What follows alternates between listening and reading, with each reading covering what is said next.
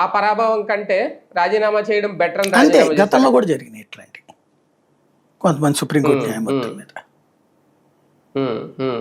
కానీ అవినీతి జరిగిందా లేదా అనేది ఇప్పుడు ఇది ఇంకా ఇలాగే అయిపోయింది, ఉండిపోతుంది జరిగిందని ప్రశ్నార్థకంగానే. నమ్మేవాళ్ళు ఉన్నారు, ఆహా. జరగలేదని ఎవరు నమ్మట్లేదు. That's it. ఈయన దాన్ని ఇంకా కాదు అని ఎలాగో ప్రూవ్ చేసుకోలేరని అర్థమైపోయింది ఆయనకి.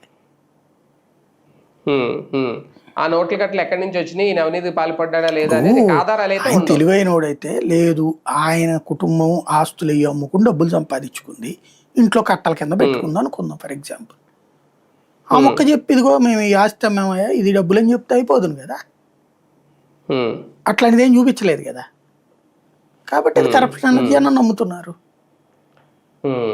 అవును, అంటే ఇక్కడ ఒక జస్టిస్ కాబట్టి ఇలా జరిగింది సార్, ఒక జడ్జి గారు కాబట్టి.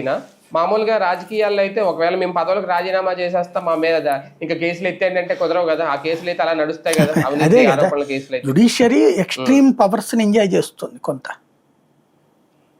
అదేంటంటే మేము కాన్స్టిట్యూషన్ సేవ్ చేస్తున్నాం కాబట్టి, కాన్స్టిట్యూషనల్ సేవియర్స్ కాబట్టి మాకు ఆ రైట్స్ ఉండాలని తనకి తాను భావిస్తుంది. అదే చెప్తుంది తన తీర్పుల్లో కూడా పదే పదే.